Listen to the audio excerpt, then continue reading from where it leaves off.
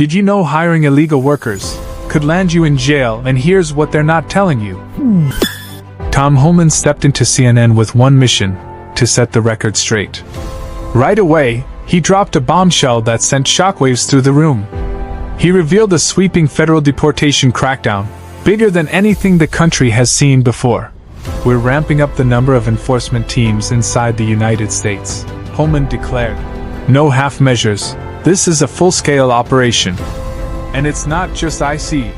This crackdown is backed by the full force of the federal government, ATF, DA, U.S. Marshals, DOJ, and even the State Department are all mobilized. Homan said, President Trump has all the government on this. Think about that for a second. This isn't a piecemeal effort. This is a coordinated, nationwide push to restore order at the border and beyond. He explained that IC, with over 14,000 officers between enforcement and removal operations and Homeland Security investigations, is redeploying personnel for interior enforcement. What does that mean? It means more IC agents actively hunting those who break immigration laws, not just at the border, but deep inside the country, and it's just getting started. Now pause and imagine the impact. For years, critics have accused the government of being soft on immigration enforcement. But Homan's message is crystal clear. The Trump administration is doubling down. Well, we're going to ramp up the number of teams in the interior of the United States. So we're building that teams now. We're going to increase the teams going out. They're coming from various agencies, right? We got about 14,000 officers within ICE between ERO and HSI. We're going to pull more of them into this event. Plus, we got other federal agencies. You know, President Trump has all the government on this, so we got ATF, DEA, U.S. Marshals. You know, we got all the DOJ law enforcement entities, plus the State Department. So we're bringing law enforcement officials from all the federal agencies in. Now let's dive deeper. The border czar didn't just hint at what's coming. He spelled it out in no uncertain terms. We're building teams, lots of teams, inside the country, he said. Teams that will hunt down those who broke the law by crossing illegally. This isn't some small operation. This is a federal push like never before. But are you aware of any such plans to deport individuals to Libya? And again, would that involve only violent undocumented criminals or any undocumented immigrants? I'm not aware of any Libya plan, but I will say we're talking to numerous countries about them taking illegal aliens that their home countries won't accept them. So if their home countries won't accept them, they're a public safety threat and national security threats. We're looking for third safe countries to repatriate them to. So those discussions are ongoing. Which, if any, other countries are you talking to about regarding shipping undocumented immigrants who are national security threats to? Until we have a signed agreement, I won't disclose that. I mean, I'm not going to give them credit for something they're not doing yet. So we'll see what countries we get a signed agreement on, then we'll go from there. Now, let's shift gears. The interview wasn't just about logistics and policy. It got personal. Jake Tapper tried steering the conversation toward the impact on legal immigrants, a favorite angle to soften public opinion against the crackdown. He asked, "What about legal immigrants? Aren't they scared? Isn't this creating fear among people who follow the rules?" But Homan didn't fall for it. Not for a second. He fired back with crystal clear truth bombs. "Well, here's the deal. If you're legal, if you have your green card, if you follow the rules, you have nothing to worry about," he emphasized, again and again, that this crackdown is strictly for those who break the law. Illegal entry? That's a crime. Hiring illegal aliens? That's a crime, too, and it undercuts honest businesses hiring Americans. We're not deporting U.S. citizens. If you obey the law, you're safe. This point is crucial because it cuts through the media noise and misinformation. Homan made it very clear. This crackdown sends one message. Follow the rules. Don't break the law, and you'll be fine. The border czar's tone was firm but fair. No room for ambiguity. No sympathy for those who knowingly break the law. This isn't a witch hunt. It's law enforcement. And he stressed the impact this policy will have on the labor market, fairness, and national security. Employers hiring illegal workers? That practice hurts everyone who plays by the rules. Legal immigrants should feel protected, not afraid. And yet, the media often twists the story, framing IC as the villain. Homan isn't buying it. What do you say to people who say that this immigration crackdown is also creating, in addition to doing what you want it to do, it's also creating an atmosphere of fear among people who are in the United States legally? Well, look, we're sending a message. It's not okay to enter this country legally. It is a crime. It's not okay to be in this country legally. It's not okay to hire illegal aliens because you're simply undercutting your competition who hires U.S. citizens.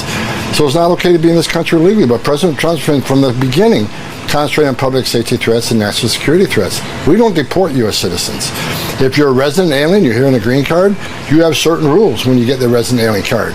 You got to obey those rules. You can't violate the law because even resident aliens can be deported if they commit certain felonies or many misdemeanors. There's laws on the books which every resident alien who gets a green card knows what those rules are. So it's a great honor to be in this country, whether it's on a visa or whether you have a green card. Simply follow the rules and don't break the law and you'll be just fine. The final moments of the interview brought up a high-profile showdown. Representative Alexandria Ocasio-Cortez, who recently posted a video calling out Homan directly. His response? Swift and cutting. First of all, he said, "You can't intimidate me. Come on, give me a break." Then came the resume. 5 years in Border Patrol before AOC was even born. Over 30 years enforcing immigration law, serving under 6 presidents, and reviewing hundreds of policies. You can't deny the success of the Trump administration when it comes to border security. Again, the most secure border in the history of this nation, Homan declared firmly. He didn't stop there. He challenged AOC's support for sanctuary cities and her hostility toward IC with a blunt message. Shame on you. Then came the most serious warning. You can't cross the line. You can't knowingly impede IC law enforcement officers. That is a felony. You can't harbor and conceal. Knowingly harbor and conceal illegal aliens from IC. That is a felony. No bluff, no retreat. Just a cold, hard reminder from the border czar. The law is back. And this time, it's coming with backup. This moment punctuated the interview, highlighting the administration's no-nonsense stance on immigration enforcement. Now, this raises broader questions about political pushback, activism, and the limits of protest in immigration enforcement. Is this clash just the beginning of a much larger conflict? Absolutely. If anyone's breaking the law in this situation, it's not members of Congress, it's the Department of Homeland Security. It's people like Tom Homan and Secretary Kristi Noem. You lay a finger on someone, on Representative Bonnie Watson-Coleman, on Representative or any of the representatives that were there, you lay a finger on them, we are going to have a problem. What's your response, Mr. Homan? First of all, you can't intimidate me. Come on, give me a break. You know, I was wearing a green uniform, Border Patrol agent, for 5 years before she was even born. I had more than 3 decades enforcing immigration law before she became a member of Congress. I worked for 6 presidents. I've seen policies, I've seen hundreds of policies. Some worked, some didn't. But you can't deny the success of the Trump administration when it comes to border security. Again, the most secure border in the history of this nation. And I said from day one, and she knows this, you can not support ICE, shame on you. You can support sanctuary cities, shame on you. But you can't cross the line. You can't knowingly impede ICE law enforcement officers. That is a felony. You can't harbor and conceal, knowingly harbor and conceal an illegal alien from ICE. That is a felony. And you certainly can't commit criminal trespass. You know, and as far as New York, her district, this administration has done more to protect her district than she has. The number of criminal aliens we took off the streets of New York made her community much safer. She ought to be thanking the members of this administration, the men and women of ICE, who protect this country and make her community safer. So, you know, it's politics over public safety. It's just ridiculous. She ought to love her community more than she hates Trump, because we're doing a lot to protect her community. Beyond the politics, let's talk impact. What does this crackdown mean for the everyday American? First, businesses that hire undocumented workers will feel the heat. Homan emphasized, employers who knowingly hire illegal workers are breaking the law and undercutting the labor market. This enforcement targets not just those crossing the border illegally, but the economic incentives that keep the cycle going. Second, communities might experience a wave of enforcement activity. Local law enforcement will likely coordinate with federal agencies to identify and apprehend undocumented individuals. Some fear this will create tension, mistrust, and fear within immigrant communities. Is that accurate or not? Is that what American taxpayers should expect? What price do you put on national security? Is that worth it? Is there a way to carry out mass deportation without separating families? Of course there is. Families can be deported together. But Homan insists, this is about restoring rule of law, not targeting anyone unjustly. The administration wants to balance security with fairness, but the line is firm. Expect increased IC raids, workplace audits, and checkpoints in places previously considered safe havens. This is a seismic shift in immigration policy and enforcement, marking a return to zero tolerance. How the public reacts will shape the political landscape in the months ahead. I'm Giovanna Lotta. You're taking a live look at one of the protests underway in Los Angeles just a few hours after the mass immigration raids. Chris Christie is live in Air 7 with the latest. Chris.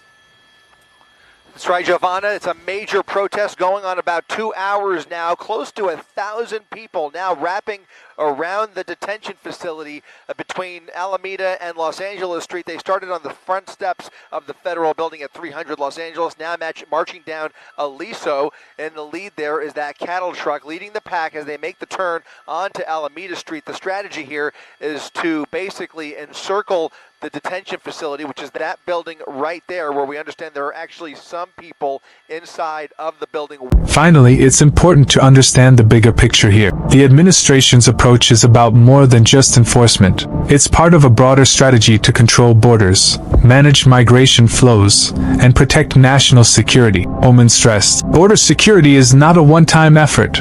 It's a continuous commitment. This means investing in technology, manpower, and international cooperation. The ultimate goal? A secure, orderly immigration system that respects the law and protects American interests. It's a challenging path, fraught with political, social, and logistical hurdles. But for Homan and his team, it's non-negotiable. We will enforce the law, no matter the challenges.